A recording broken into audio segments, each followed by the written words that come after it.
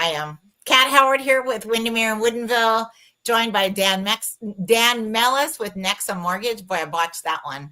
Anyway, he's gonna talk all things lending. Hi, Dan. How are you doing? I'm doing great, Kat. How are you? Good.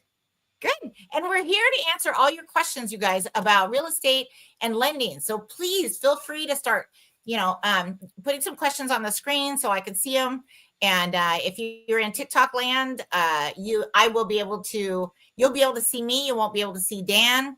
But if you're YouTube or if you're on Facebook, then you'll see both of us, and he'll have some slides to kind of show you while I'm going over my end of things, my stats. And so I've got some really fresh, new, hot off the presses stats that you guys are going to love. We're going to talk about this past week, what percentage of sellers got multiple offers in King, Snohomish, Mason, Pierce, Skagit, and Kitsap counties. And it is fascinating. King County is lots and lots of multiple offers. So Snohomish County is right behind King.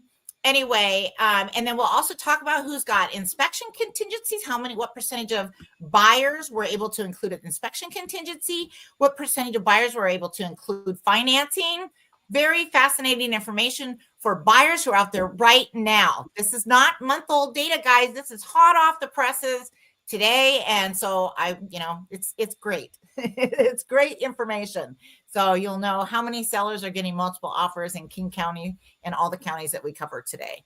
So, and then I also broke down what happens after the first 2 weeks. So a listing is on the market the first week, a set of listings is on the market the first week, and what percentage get under contract that first 7 days. Then I went into how many more get under contract the second week, third week, and fourth week. And that is also quite fascinating. Bottom line is, sellers, you got to get off the market the first week. The first 7 days, unless you're in Mason County, you can dawdle. Nowhere else. So anyway, so I have that data for you guys today too. And Dan, do you got some stuff you want to talk about today? We could talk about the most recent economic reports, which were really interesting stuff. Very fascinating. Okay. And the fact that interest rates really didn't go down as they normally would. We might as well kick it off with that. I'll take about 2 minutes, and then we'll move over to Stats by Kat. How's that?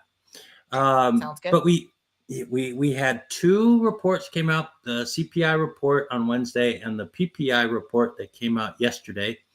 And both reports came in light, right? So, I mean, normally the bond market would have responded very positively to that, but it didn't, right? It just basically, it looks like we peaked out in terms of rates yesterday, and it's been kind of flatline since on the 10-year Treasury. It's sitting at about 4.3%. That's where we closed the week at. But to be honest, it really should have reacted better than it did. And I think a lot of that has to do with two factors. The first factor is the budget continuing resolution that looks like they're coming to a resolution on that. And then so that's basically a continuing resolution, keep the government open until September. And then the second kind of political event that we're seeing is with regards to the tariffs. And all the tariffs that are going on. And I do think both of those things are negatively affecting interest rates right now because it's generating some uncertainty. And so creating a feeling of risk among investors. Yeah, that's right. There's some anxiety out there in the marketplace, right? This is kind of uncharted territory, and the markets like certainty, and they're certainly not getting any certainty right now. So I definitely think, though, if you take a look, it's pretty clear. I was doing some deep dive analysis, especially CPI the other day, and it's pretty clear that we are in a fairly entrenched downturn as far as inflation is concerned. It's coming down gradually, very gradually. And we had a blip up a few months ago. Everyone was freaking out about it, but we're back on seeing rates coming down a little bit every report. The inflation numbers coming down a little bit every report, and that's going to filter out into the interest rate market, and it's going to filter out basically there's going to be a catch-up phase where we've got and the unemployment numbers, by the way, were pretty weak last time around too. So the employment numbers are looking weak, the inflation numbers are looking better, and yet interest rates really haven't come down that much in the last since the beginning of the month. We bottomed at the beginning of the month. And so I do think you're going to see a catch-up phase if we're going, let's say, in the next 4 weeks, something along those lines. Because 4 weeks out, we'll have even more inflation data under our belt, even another employment report, and I just don't see a lot out there right now that I see being reported where you're going to see, big employment numbers coming in. I think it's going to consistently be pretty weak, and then so that's what I'm looking forward to is to see these interest rates break a little bit. It's sort of like waiting for a fever to break.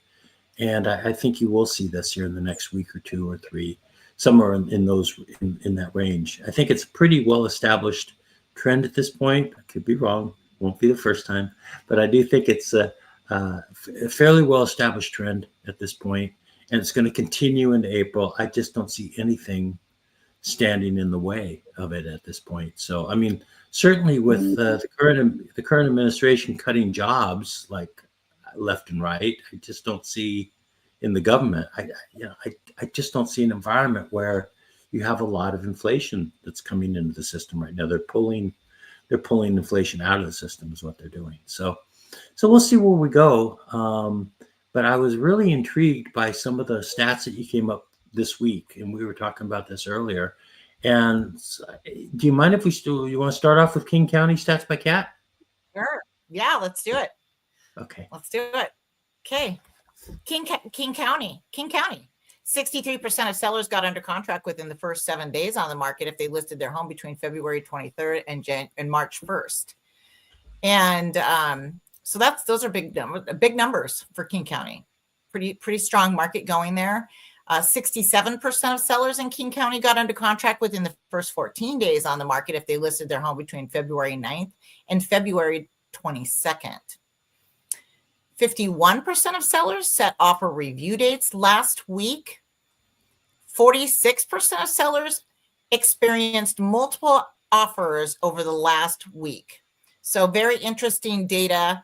46% of sellers in King County actually received multiple offers this past week.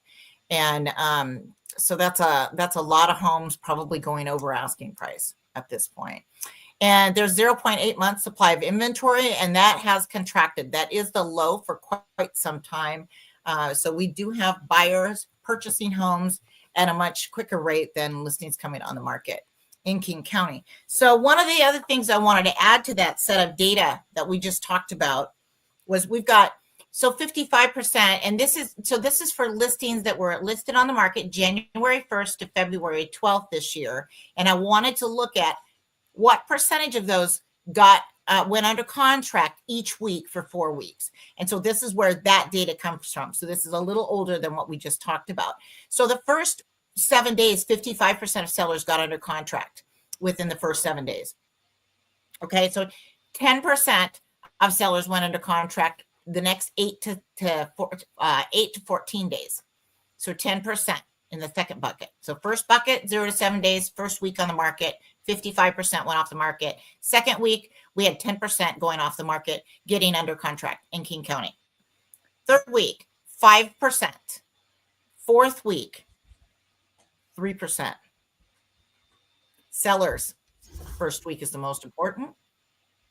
You miss it, things get dire. So in a month, we're going to talk about what happens in weeks 5 through 8, but I can guarantee you it doesn't get better. And at some point, we'll throw in what price reductions look like.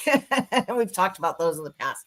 So that's, and there was one other piece of data I wanted to throw in there this time. And Dan, I'm going to try to talk fast here. So 31% of offers include, or 31% of accepted contracts had inspection addendums included. So almost a third of buyers were able to keep their inspection in play when they submitted their offer. But that's only 31%, right? So most people were not able to have an inspection. Maybe the seller provided an inspection report. And then 55% of contracts included financing addendums. So some buyers were able to include a financing addendum and get their offer accepted. So I just think that's interesting information. That's up to the last minute, you guys. That's up to today. I think I pulled that data yesterday, actually. So very interesting. You want to go to Snohomish? Let's go to Snohomish. Okay. So Snohomish County, 54% of sellers got under contract within the first 7 days on the market if they listed their home between February 23rd and March 1st. 62% of sellers in Snohomish County got under contract within the first 14 days if they listed their home between February 9th and February 22nd. 39% of sellers in Snohomish County set offer review dates last week. And 37% of sellers in Snohomish County got multiple offers over the last week. So those are pretty big numbers. Over 1/3 of sellers that got under contract received multiple offers. And that's the most recent data. And Snohomish County is down to 0.8 months supply of inventory, and their inventory has been contracting for quite some time.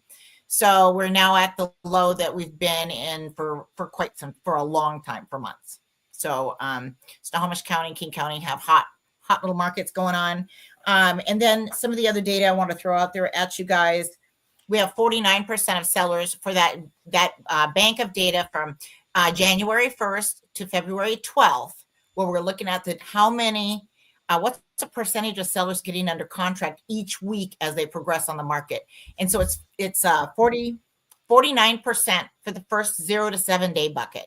And then we've got, 10% got under contract the second week. So that's a big disparity, right? Almost, most of the sellers that are going to get under contract that first 7 days. And then it gets dire. Then it goes down to 10%. And then I believe it's 8% for week number 3.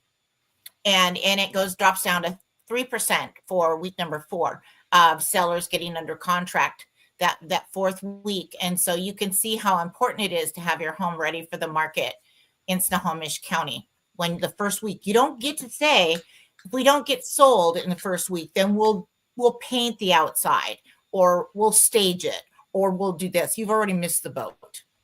So anyway, so just want to make that clear. That 7 days has nothing to do with us brokers wanting you to sell so we can get paid faster. That has zero to do with it. This is about you getting the most money for your home and actually getting it sold. So, because as you sit on the market, prices necessarily will probably have to come down. Right. So, and then the other thing I want to mention about Snohomish County, I'm a little scattered here because I print out these really nice graphics and I email them to my people in my circle that receive my blog. And they get these pretty little graphs and stuff. I got the graphic for the other one is showing how many sellers get under contract that first 7 days. And then this one, and you can see it's a fraction, the second, third, and fourth weeks. So, but then I've got, let's see. So we had 37% of sellers in Snohomish County getting multiple offers. We had 34% of those contracts included inspection addendums. And 71% of contracts had financing addendums in Snohomish County. So the majority of buyers are able to get their offers accepted with a financing addendum. Now, that is not going to always be the case. The flip side is 29% were not able to. So that means they're either cash or they're waiving everything. So kind of a big deal there to know those percentages. And let's see what happened to Dan. There we go. I had a big square come over my computer. Anyway. Okay. So anybody got any questions? Feel free to shoot us questions in the chat here on TikTok, or Dan, you can shoot Dan questions on Facebook or YouTube, maybe. I don't know if YouTube works like that. Can you get questions on YouTube? I think we can. There you go. Anne Marie on Facebook. Anne Marie, is she there? She's Hi, there. Anne Marie says, terrific information to be aware of. Thanks, Kat. Love you, Anne. Okay, so should we move on to Pierce County? Let's move on to Pierce County. Let me get a sip of water here. Oops, that's the wrong one. Oh, was that the vodka? Just joking. Water, Dan. I Can't be know, but you go, lied to. you said I'm gonna have some water, and they go, "Oops, that's the wrong one." I figure it's the No, wrong I meant your glass. graph, your chart. It's the wrong chart. Oh, it's the wrong chart. Oh, sorry about that. I'm looking for Pierce. This one, Pierce. Yeah, we're moving to Pierce. Yes. Okay, hang on here. Yes, Hang going to on. Pierce. I'm getting Dan caught up, you guys. There we go. Okay. Okay. So for Pierce County, 40% of sellers got under contract within the first 7 days on the market if they listed their home between February 23rd and March 1st. 54% of sellers in Pierce County got under contract within the first 2 weeks on the market if they listed their home between February 9th and February 22nd. Only 17% of sellers did set offer review dates in Pierce County last week, and that's probably a little low. Probably could have, as long as the home is really well prepared for the market and there's something really cool about it, like it's a nice big rambler, it's newer, in a really nice location, then it would be a good idea to set an offer review date if you are really, really prepared for market. And that's in Pierce County. Snohomish County and King counties can be a little more, not willy-nilly, but, you still need to have what looks to be the shiny object. So, but we got, so I think this is interesting. So 27% of sellers in Pierce County had multiple offers last week. So hang on here. Somehow I'm. yours says 31. Hold on. I can tell you the real data. There we go. There we go. I got it up. Did you get it? Let me see. Yeah, we got Pierce County up now. It's 31%. Yeah. So it is 31%. 31% of sellers got under or 31% of sellers in Pierce County had multiple offers. So I think that's interesting. And then Pierce County 1.6 months supply. No, that's not right. I have the wrong. No, wait a minute. Yeah, this is not right. I printed out the wrong one. Let me use my cheat sheet over here. Okay, my original data. So we got 17% set awards. That's right. 40% got under contract in the first 7 days. 54% got under contract within the first 2 weeks. And then 27%, or no, 31%. No, 27%. No, that's wrong. 31%. Yep, 31%. Don't line up. Sorry, I got a messy book. 31% got multiple offers, which is what I said earlier. So 31% is right. And then 69% offers included inspection contingencies, and 87% included financing addendums. So in Pierce County, most buyers are able to hang on to their contingencies.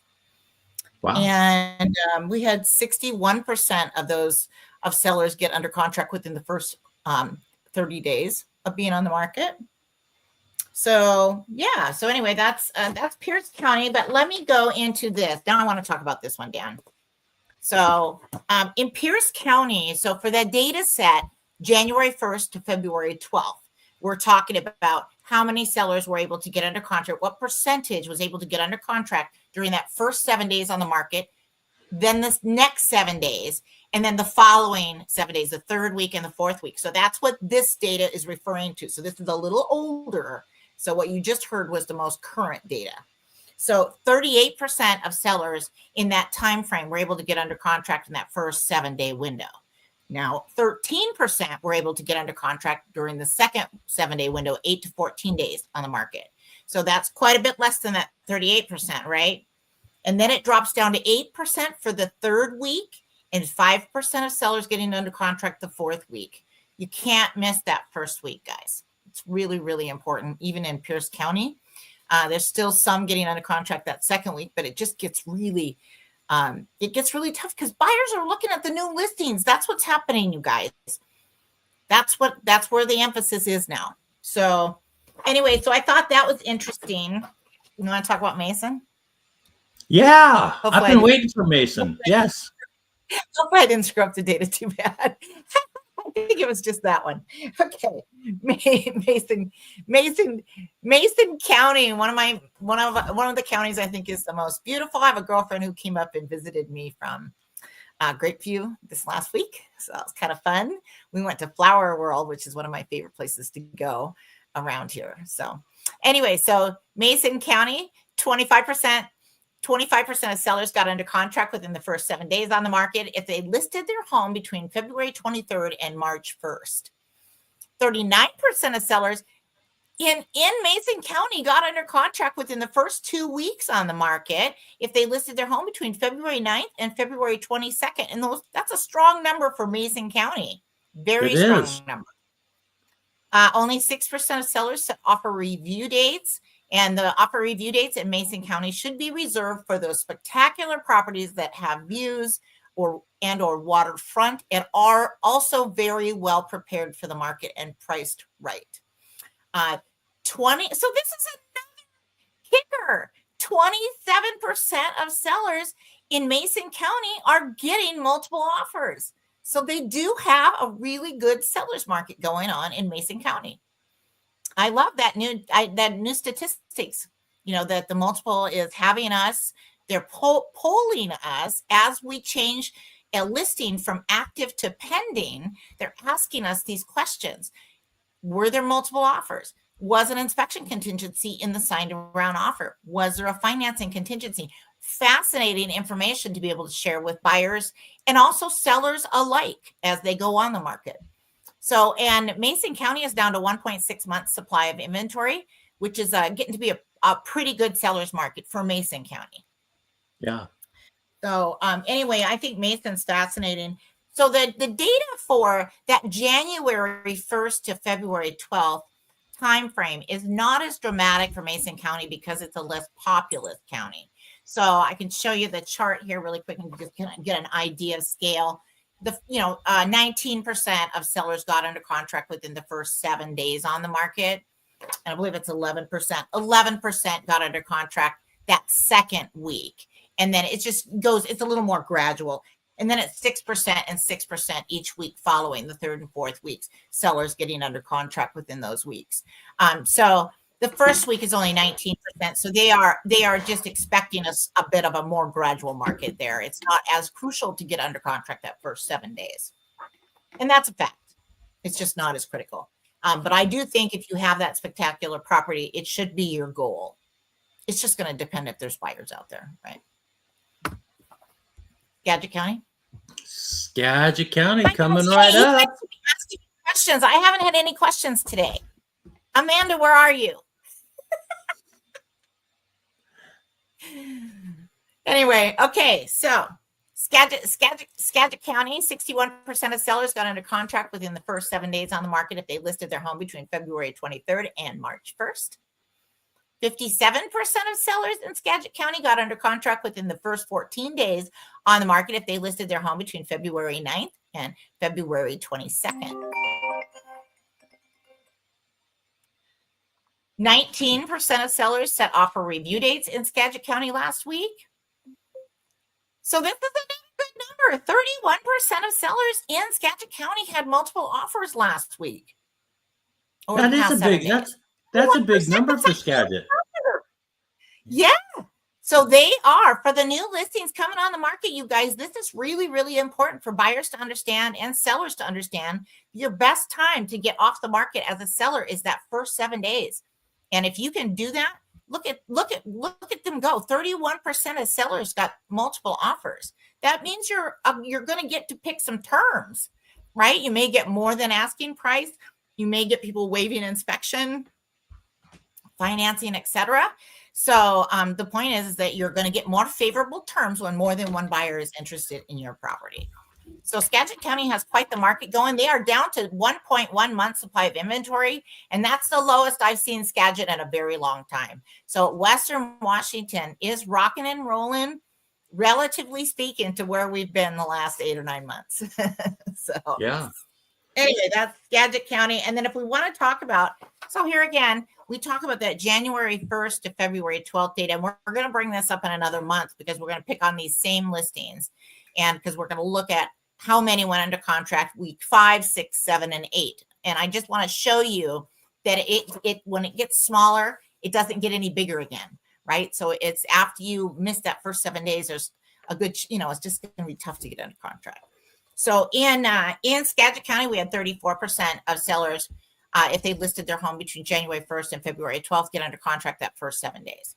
So, it's a fair number, 34%. The second week, only 10%. So 10% of sellers got under contract that second week. And by the third week, it was also 10%. So Skagit County is a little more drawn out market than we do in Snohomish and King counties. And then it dropped to 3% for week 4. So again, even in Skagit County, you do not want to stay on the market. You got over half the listings disappearing in that first 3 weeks. You want to get off the market as soon as you can. So that means being well prepared, right? That's kind of what that means. And then Dan, you should do Kitsap, you think? Kitsap. Let's move over to Kitsap. Hang on here. It's right here. Hi, There we guys. go. Ask me questions. Ask me how the real estate market's doing. Tell me where you live. Okay. Kitsap County. No, you got Skagit up there. What are you doing, Dan? Oh, sorry about that. Oops, I got Skagit. No, wait a minute. I know what the problem is. Never mind. Kitsap, right? There we go. I'm trying to keep Dan with us here. Okay. I was like, the first number is not the number I have. I'm like, I know I didn't screw it up. Anyway, so it looks like in Kitsap County, 43% of sellers got under contract in the first 7 days on the market if they listed their home between February 23rd and March 1st. 58% of sellers were under contract within the first 14 days on the market if they listed their home between February 9th and February 22nd. 26% of sellers actually set offer review dates last week. And 26% of sellers received multiple offers in the last week. So they too have a fairly good multiple offer market going. So I have do not disturb on. It doesn't matter. My phone rings anyway. And Kitsap County has maintained a fairly stable month supply of inventory. They're at 1.1 right now. They've kind of been going back and forth, 1.1, 1.2. But they have a really, really good seller's market going in Kitsap County. And I think their price point is a tad lower than this side of the water.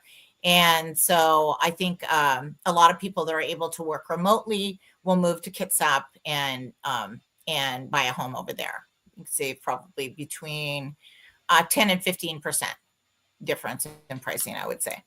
Yeah, it's a big difference between here. Yeah. So our low price, right, for buying, like when I have searches set up for, around 400 to 450, that's kind of our low point. And that's going to be a manufactured on a small lot, usually more into Snohomish County. You're not going to get anything like that in King County. But if we look at what that is in Kitsap County, yeah, you can, you're more around 350 to 350, 375. So you can, it's almost like a 75,000 differential at that price point. So it's, 10, 15% difference. So if you're looking to save a little money buying a home and you don't mind the ferry, or you want to live in Kitsap County, which it's lovely over there. My daughter lives there and loves it. Then that's a way to get into a home for less money. So anyway, and then if you want to talk about the January 1st to February 12th data set, how many homes get under contract in that first 7 days for those folks. We had 38%. 38% got under contract within the first 7 days for that data set, that 6-week data set. And then the next 7 days, so the 8 to 14 day bucket, that was 14%. And then after that, it was 5 for week 3 and 6% for week 4. So typically those numbers, that doesn't go up, but we're dealing with a fairly small data pool for Kitsap County, as opposed to King, Snohomish, and Pierce, which have larger populations. And so the data sets are a little bigger. So when we start looking at this sort of data for Kitsap and Mason, we could see a little bit of skewed charts. But overall, it's going to follow the same trend. So anyway, that's Kitsap County. Nice. Oh. So the whole point of talking about that, Dan, was, and I think we're doing good on time. Yeah, we're not even 30 minutes yet. So I think the whole point of talking about that was to illustrate to buyers, and not buyers necessarily, but sellers, that you really need to be inspired to get off the market within the first 7 days. This is not a broker want. Yes, right. Of course, we're thrilled. We're thrilled if we can get you off the market in the first 7 days for a variety of reasons. but the biggest one being you're going to get more money for your home, and there's a better chance you're going to get multiple offers. That's not going to happen if you're on the market more than 7 days, more than likely. It does occasionally. I have made offers on homes that have been on the market for 90 days, and suddenly somebody else made an offer too. You know, it does happen. I'm not saying it doesn't happen, but it is rare. But it only happens to Kat. That's the No, caveat, right? no, actually, if you talk to realtors, you will find out that they have those stories where Yeah. this house has been on the market 100 days, and you know, maybe they've done some price reductions, probably, and then out of the blue, the seller winds up with 3 people who are suddenly interested, and you're like, how'd this happen? You know, and you almost don't want to believe the listing broker, but they're not usually lying.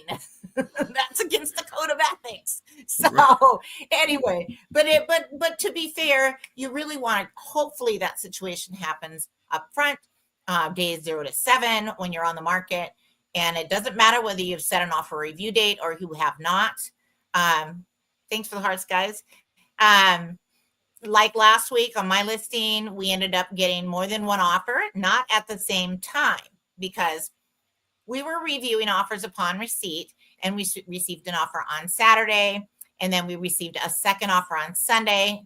The buyer number 1's offer expired. We didn't really want that one. Buyer number 2 had a great offer, and they ended up way over asking price, not because we had any other offers, but because we had 2 other pre-inspections lined up from 2 other buyers. One later that day and one the next morning. And we knew one of those buyers was cash. And so the second buyer that came along said, we don't want to compete. We don't want to let this property go. We want it. And we were the only property like that on the market that week. And so these buyers paid far over asking price to make sure that they were able to seal the deal. And we are actually closing on day 16, I think. So we're doing a little over a 2-week close on that one. And my sellers are over the moon. Very happy. Wow, that is awesome. It's a good story. And that's the one that I did my baseball video on. Yes. Hey, Morgan. So I don't know if you guys saw the baseball transition video that I created for Echo Lake, but it is on my TikTok account. So you can go check it out. It's one of the last ones I posted. So feel free to enjoy that. It turned out kind of funny. My photographer does a great job. I'll just say that. It takes me forever to learn lines, but my photog is amazing. So, well, anyway, it was an appropriate video. You hit a home run with it, for sure. I did. You know, so I started out by saying that I hit a grand slam, and it shows me hitting the ball. My girlfriend from the office, Anne, she threw it to me. So anyway, but we had to do that a lot of times. Just saying, for me to actually connect with the ball. So it was a good time. She was laughing, I was laughing. The photographer was ducking because one of the ones I hit right over her head. And I started laughing, and I was like, oh shit, are you okay? She's crouching behind her camera.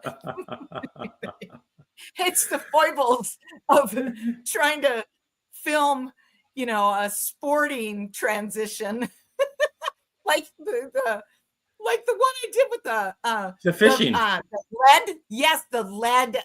What do you call the lead weight for the fishing line? So it didn't even occur to me, because I used that as weight to get my line to go when I was doing the fishing one. I was casting the line in front of the house.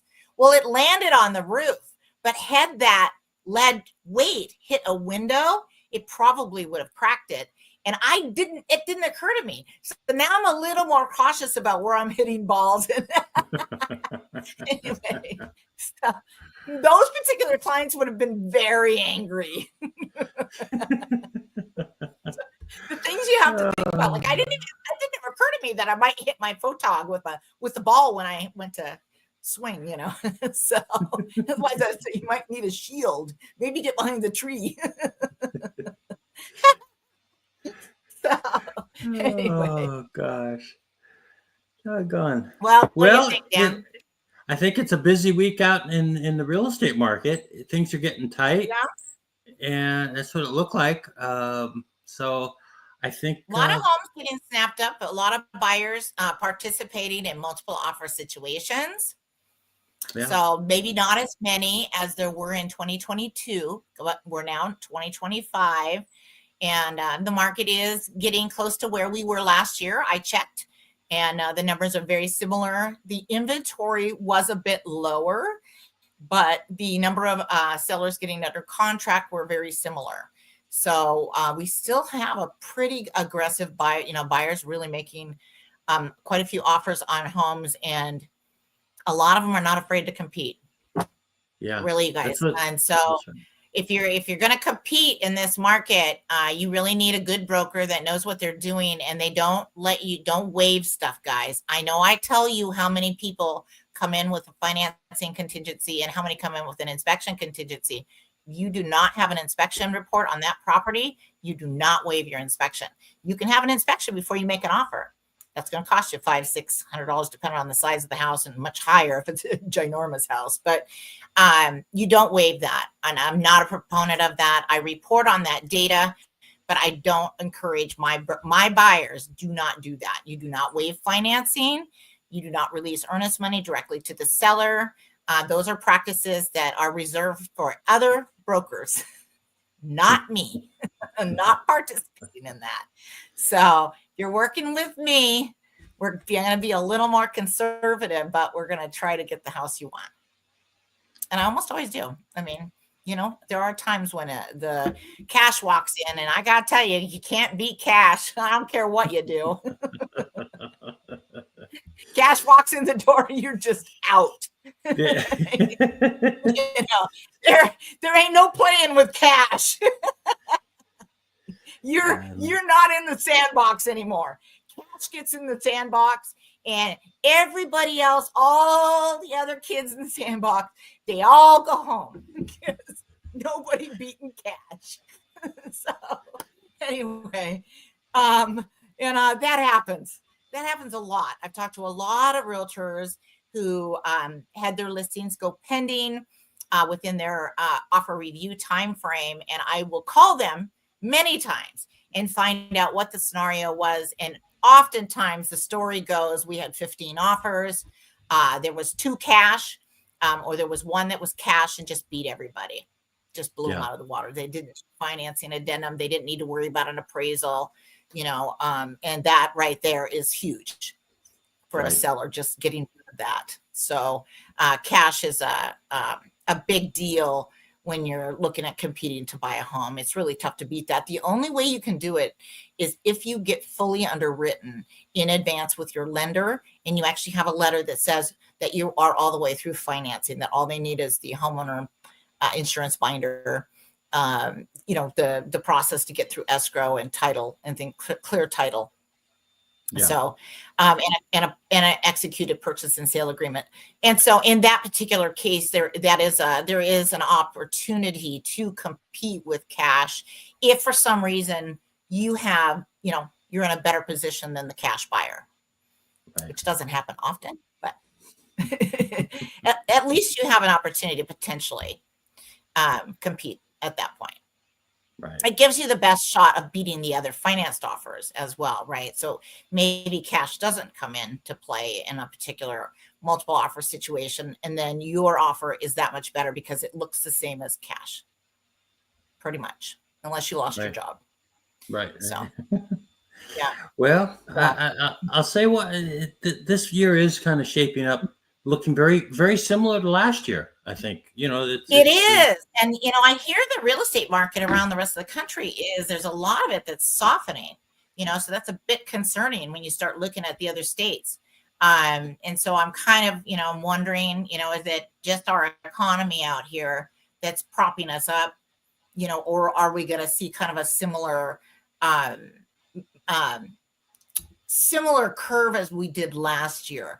So around April, things started to soften a little bit, and really into May and June. And it wasn't a terrible time to be a seller. I got several of my clients under contract, sellers under contract within the first 7 days during that time frame last year. but it was tougher and there were fewer competitions. And so Yeah. we'll see how that unwinds this year. You know, we're expected to have more inventory on the market this year than last year for a variety of reasons. You know, for one thing, we're going through that cycle right after we had interest rates double on us, where everybody was hanging on to their property and their interest rate. And now we see, you know, as time goes by, we see a lot more estates.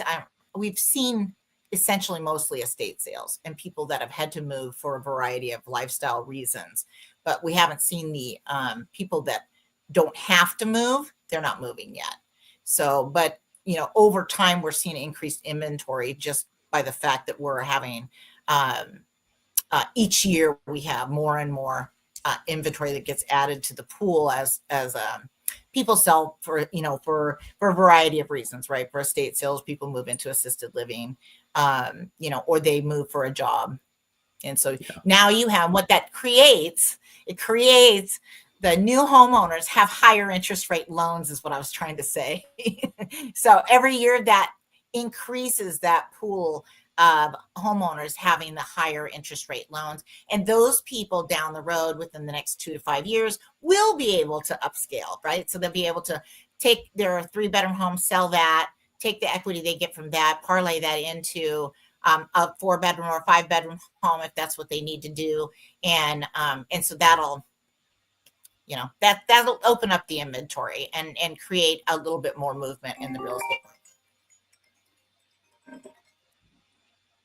Let's see. When are you thinking, Amanda? When are you thinking peak appraisal time will be? Oh yeah. Well, peak appraisal is probably May or June is when we'll see that data come in. So that's typically when we'll see it, not before, but could happen as early as May, but probably not before that. And that's because it gets, you know, the sales close in April, and so you might be able to use some closed listings in April to support a higher value for this, for the you know, in a couple months. So April and May sales for sure. So you got to catch that tight window too. You can't wait until summer. It's like, it's very tight. So you literally have probably till April, mid-April, if you want to get a good high appraisal, mid-April to first or second week of May would be that would be when I would schedule my appraisal. And you can call me. I'll let you know if it's a good time. Anyway, let's see. Amanda says, tell Dan hi, and I'll be getting back to him soon. You got it? You got it, Amanda. For her HELOC. Anyway, so you got anything else, Dan? No, that's about it for this week, Kat. I mean, everything else has been just a lot of traveling this week, to be honest with you. So, oh, that's right. You went to Michigan, didn't you? Yeah, I went to the headquarters for United Wholesale Mortgage. We had a big meeting back there, and it was just phenomenal, but it was exhausting. And got Hold back. on 1 second. 1 second. Somebody wants to know who you are. This is Dan Millis with Nexa Mortgage. And so he's a guy that I often refer my clients to for great rates on their home loans. And so Morgan is wanting to know who you are. So go ahead. So he went to a class in Michigan this week. And so that's what he's talking about right now. It was very interesting. We did I'll keep it real short, but I think the highlight of the whole class is there's a program, and I was talking to the owner of the company today. They do AI work, AI generation, and it was just fascinating. The type of thing, what they can do with video and the merging of video and AI. It's really amazing. For an old guy like me. I'm just fascinated with that stuff. It's really very, very interesting. Anyway, so I ended up following up and talking to the owner of the company today, and we're going to connect again next week, and we'll probably end up doing something. So it's an interesting AI thing. is fascinating. There's so many ways to use AI in business, and just makes you 10 times yourself in a lot of capacities. It's a very cool tool. You just have to be careful when you use it, right? Well, and the other thing that was very interesting is that just the the campus itself that they have back in Michigan, it's a converted auto plant. And so it's just huge. The owner must have bought the whole thing for pennies on the dollar and then renovated it. And it's just a huge, huge, huge facility. And it's interesting to see the people that you talk to in our case, on Zoom most of the time. We'll have Zoom meetings and talk to the reps, and then you get to meet them in person, and they're pretty much the same, but still, it's pretty interesting to see them in their natural workplace. So it was a great trip, and very interesting, and so we'll see. We've got a few more things scheduled for later on in the year with them. And I was just very, very impressed. So that was my week for the most part. And then the last Amanda part of my says, by the way, yes, Amanda says, by the way, you're the best. Oh, thank you, Amanda. Amanda says Dan is the best. I just want to make sure I get that out there. Thank you very much. Oh my God, Amanda, she's got me up to 2,000 likes. Way to go, Amanda. Yes. Well, you know what? That sounds like a mic drop. Just screaming up the side. I love it. I got to tell you, that's sort of a mic drop moment. We're about that point in the show, and I think that's a good time to say thank you very much, Amanda. See you next week. Yep. Morgan's been watching for a while as well. Thank you, Morgan. So thank you, Morgan. Appreciate that. And then let's see. Gonna just see if there's any other questions. I didn't see anything else come up, but I like to scroll really quick. Make sure I didn't miss any questions. I don't see anything. All right. Well, I think we're probably ready to sign off. Is that right, Dan? I am ready to sign off when you are, Kat. Ready to sign off? Okay. Well, all righty. That was fun. Thank you, Howard everyone. with Woodinville and Dan Mellis with Nexa Mortgage. And feel free to reach out to us with all your real estate and lending questions. Thank you very much. Hey, it's been fun, Dan. That was a lot of fun.